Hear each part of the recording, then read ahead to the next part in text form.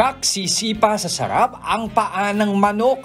Ito ang ipinagmamalaking chicken feet dim sum style ni kapatid Irma sa Santa Cruz, Maynila. Bakit chicken feet?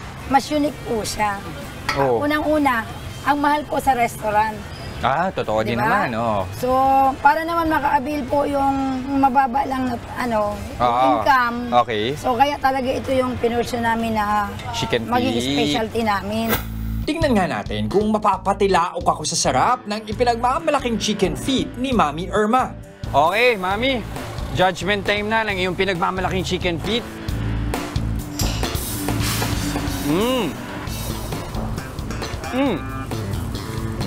Masarap siya actually, Taong 2010, sa puhunang 1,500 pesos, nagsimula si Mami Irma na maglako ng siomai. Extra income nila itong mag-asawa habang nagtatrabaho sa isang restaurant.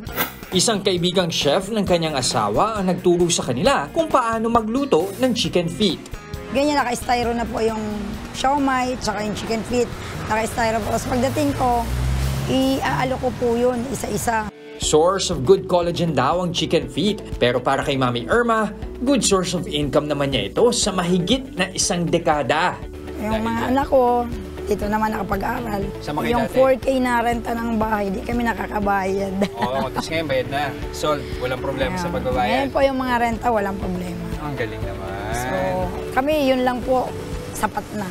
Tumitilaok talaga ang negosyo ni Mami Irma. 20 kilos ng chicken feet ang kanilang niluluto kada araw. Kaya naman kitang-kita na ang 5,000 piso per day. At meron na silang 9 na cart na nagtitinda ng chicken feet sa Divisoria at Santa Cruz. Kaysa maging empleyado po, sa negosyo po, walang talo basta masipag.